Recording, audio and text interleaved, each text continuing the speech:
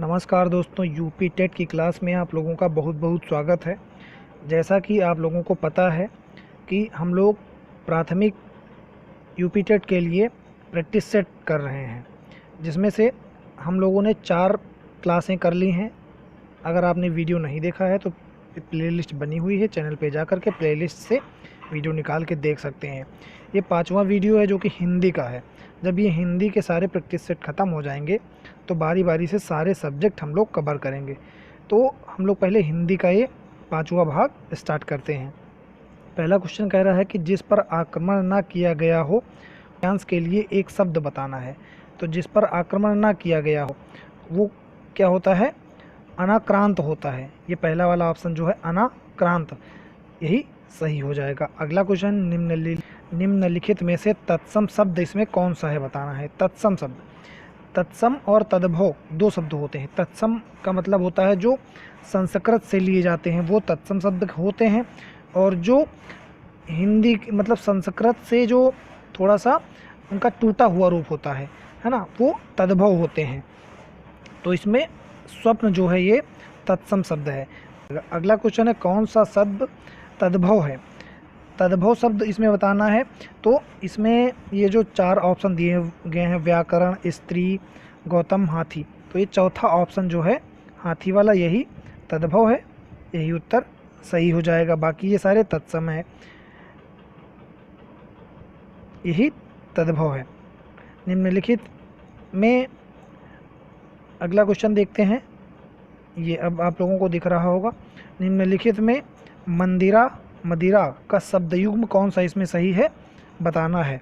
तो इसमें मंदिरा और मदिरा, अश्वशाला, पहले मंदिरा का मतलब होता है अश्वशाला, इस वाले का मतलब होता है अश्वशाला, और इस वाले का मदिरा का मतलब होता है शराब। तो ये पहला वाला ऑप्शन सही हो जाएगा, अश्वशाला और शराब। अगला क्वेश्चन है, निश्चल में कौन सी संधि है। निश्चल कैसे लिखा जाएगा? क्या हो जाएगा? निह प्लस चल होता है, नि प्लस चल होता है, तो ये विसर्ग संधि है, इसलिए इसका ये दूसरा वाला ऑप्शन सही हो जाएगा। अगला क्वेश्चन कह रहा है कि उसने चाकू से फल काटे में कौन सा कारक है। उसने चाकू से फल काटे, तो इसमें कौन सा कारक है? से, तो इसमें क्या हो जाएगा? करण कारक है। ये वाला ऑप्शन सही हो जाएगा, करण कारक चौथा वाला सही हो जाएगा। एक थाल मोती से भरा, सबके सिर पर औंधा धरा, चारों ओर वह थाली फिरे, मोती उसके एक न गिरे। इसमें बताना है कि कौन सी पंक्ति के इसके रचनाकार बताना है। तो ये जो पंक्ति है इसके रचनाकार हैं अमीर खुसरो। ये तीसरा जो दिख रहा है अमीर खुसरो, इसी के रचनाकार हैं, तो ये वाला ऑप्शन तीसरा सही हो जाएगा। अगला क्वेश्चन है, ये फारसी बेचे तेल, यह देखो कुदरत का खेल। तो बताना है कि इसका अर्थ क्या है। इसका अर्थ क्या हो जाएगा? योग्यता होते हुए भी व्यवस्था के कारण भिन्न स्तर का कार्य करना। तो ये दूसरा वाला ऑप्शन इसका सही हो जाएगा, पढ़े कार फारसी बेचे तेल। अगला क्वेश्चन है, उत्कर्ष का विलोम शब्द बताना है। उत्कर्ष का विलोम क्या होगा हम लोगों को बताना है। तो उत्कर्ष का विलोम हो जाएगा अपकर्ष। उत्कर्ष का विलोम अपकर्ष हो जाएगा।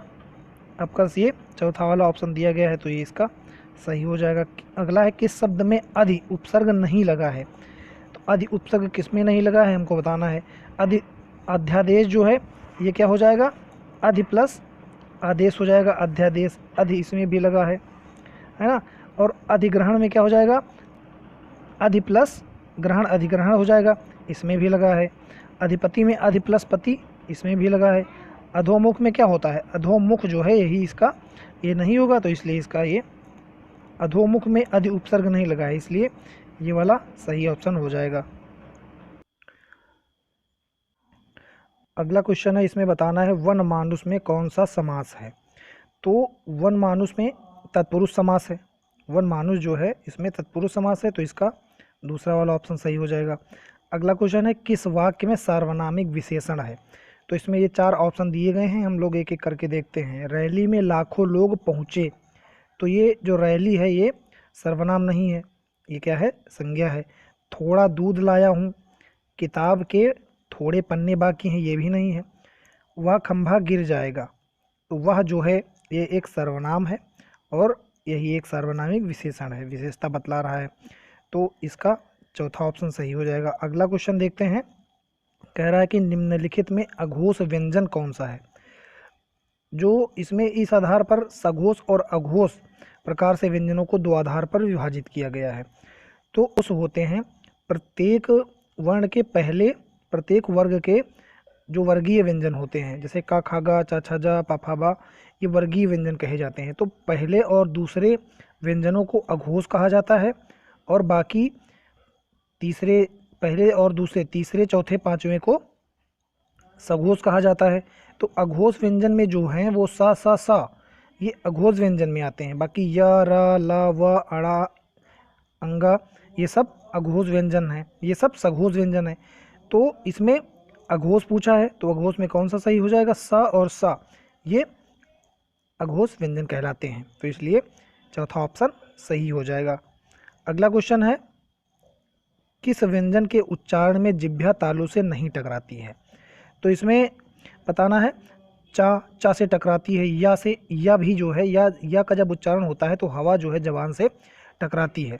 और सा ये जो है ये वाला जो सा है ये भी तालव्य सा है ना, इसको तालव्य सा बोलते हैं। घ जो है घ क ख ग घ ये जो है इसमें जबान नहीं टकराती है, तो इसलिए इसमें यही वाला आंसर सही हो जाएगा, तीसरा वाला घ ये सही हो जाएगा। अगला क्वेश्चन है, किस वाक्य में सकर्मक क्रिया नहीं है। सकर्मक क्रिया इसमें बताना है कि नहीं है। बच्चे फिल्म देख रहे हैं, रजत दूध पी रहा है, मनीषा कार खरीद रही है, या मोर नाचता है। तो इसमें जो मोर नाचता है इसी में जो है सकर्मक क्रिया नहीं है, यह एक अकर्मक क्रिया का उदाहरण है, इसलिए इसका ये चौथा ऑप्शन सही हो जाएगा, है ना। अगला क्वेश्चन है, किस शब्द में अति उपसर्ग लगा है। अति उपसर्ग किस वाले में लगा है हम लोगों को इसमें अभी बताना है। तो सारे देखते हैं। सबसे पहले अत्युत्तम, अति प्लस उत्तम इसी में लगा हुआ है, अति प्लस उत्तम, तो ये सही हो जाएगा। बाकी अंतर्यामी इसमें नहीं लगा है, अधि प्लस आपक अध्यापक हो जाएगा, अभ्युदय अभि प्लस उदय हो जाएगा, तो पहला वाला ही इसमें सही हो जाएगा। अगला है, कौन सा शब्द भ्रमर का पर्यायवाची नहीं है। अली, मिलिंद, मधुकर और भ्रम। भ्रम जो है भ्रम नहीं होता है, तो इसलिए इसका चौथा ऑप्शन सही हो जाएगा। भाषा किसका साधन है। भाषा जो है भावाभिव्यक्ति का साधन है। भाषा किसका साधन है, भावाभिव्यक्ति का साधन क्या है, तो भाषा है, इसका तीसरा वाला ऑप्शन सही हो जाएगा। अगला क्वेश्चन है, मनुष्य के मानसिक विकास के लिए मातृभाषा उतनी ही आवश्यक है जितना कि बच्चे के शारीरिक विकास के लिए माँ का दूध। यह कथन किसने कहा है, तो यह कथन महात्मा गांधी जी ने कहा है, तो इसलिए इसका पहला वाला ऑप्शन सही हो जाएगा। अगला 50 नंबर क्वेश्चन कह रहा है कि निम्नलिखित में से शुद्ध वर्तनी वाला शब्द कौन सा है। शुद्ध वर्तनी वाला इसमें कौन सा शब्द दिख रहा है, ये इसमें वयस्क, ये जो है तीसरा वाला यही शुद्ध वर्तनी वाला शब्द है, बाकी सारे गलत हैं। इंद्र का पर्यायवाची इसमें बताना है, तो इंद्र का पर्यायवाची क्या हो जाएगा, शक्र। इंद्र का पर्यायवाची शक्र होता है, तो इसका तीसरा ऑप्शन सही हो जाएगा।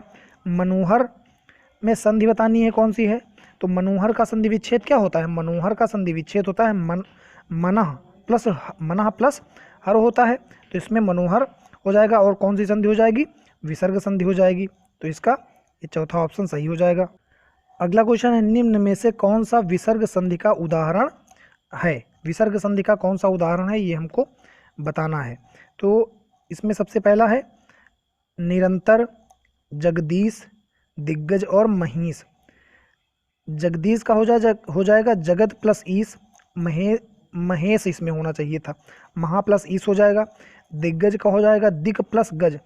निरंतर यही जो है विसर्ग संधि का उदाहरण है, यही निह प्लस अंतर, निरंतर जो बनता है निह प्लस अंतर से बनता है, तो पहला वाला ऑप्शन सही हो जाएगा। अंजो दीदी के रचनाकार बताना है कौन है, तो अंजो दीदी के रचनाकार उदय शंकर भट्ट हैं, उपेंद्र नाथ अस्क, तो इसमें ये पहला वाला ये तीसरा वाला ऑप्शन सही हो जाएगा, उपेंद्र नाथ अस्क। अगला क्वेश्चन है, चंदायन किसकी कृति है, तो चंदायन जो है ये मुल्ला दाऊद की कृति है। किसकी है, ये जो मुल्ला दाऊद, पहला ऑप्शन है यही सही है, मुल्ला दाऊद ये वाला। और इनकी कृति को लोरकहा कहते हैं। क्या कहते हैं? लोरकहा। ये जो मुल्ला दाऊद की चंदायन है इसको कहा जाता है। झूठा सच किसका उपन्यास है? तो झूठा सच जो है यशपाल का है, इसलिए इसका तीसरा ऑप्शन सही हो जाएगा, यशपाल, ये वाला। पायो जी मैंने राम रतन धन पायो, ये तो मीराबाई की है, ये तो सबको पता होगा। केवल मनोरंजन न कवि का कर्म होना चाहिए, उसमें उचित उपदेश का भी मर्म होना चाहिए। ये पंक्ति, इस पंक्ति के रचयिता कौन है? तो इस पंक्ति के रचयिता हैं मैथिली शरण गुप्त। ये वाला जो चौथा ऑप्शन यहाँ पे दिख रहा है, ये वाला मैथिली शरण गुप्त इसके रचयिता हैं। अगला ऑप्शन है राम लखन सीता सहित हृदय बसों सुरभूप। ये जो पंक्ति है ये कौन सा छंद है इसमें? तो कल हमने बताया था दोहा छंद के बारे में, दोहा छंद कैसे पहचाने जाते हैं। तो ये इसमें दोहा छंद ही है ना, इस वाली पंक्ति में दोहा छंद है। अति मलिन ब्रसभानु कुमारी अधुमुख रहित उधर नहीं चितवत, ज्यों गथ हारे थेकित जुआरी, छूटे चकुर वदन कुमल्याने जो नलनी हिमकर की मारी। इसमें कौन सा अलंकार है? इसमें अलंकार बता, अनुप्रेक्षा। इसमें ज्यों, उत्प्रेक्षा अलंकार जो होता है, जनहु मनहु ज्यों जानहु मानहु, ये शब्द जहाँ पर दिख जाए तो वो उत्प्रेक्षा अलंकार होता है। और अनुप्रास अलंकार में क्या होता है कि एक वर्ण जो है कई बार आता है तो वहाँ पर अनुप्रास अलंकार हो जाता है। और रूपक अलंकार में उपमेय में उपमान का भेद रहित आरोप होता है। और उपमा में क्या होता है कि उपमा में किसी एक चीज़ की उपमा दूसरे से की जाती है, तो उस वहाँ पर उपमा अलंकार होता है। से, सरिस, समान, इस तरह के शब्द यहाँ पर लाए जाते हैं। तो ये 30 क्वेश्चन थे, कैसे लगे ज़रूर बताएं। और अगर पिछले वीडियो नहीं देखे हैं तो चैनल पे जाके देख लें। धन्यवाद।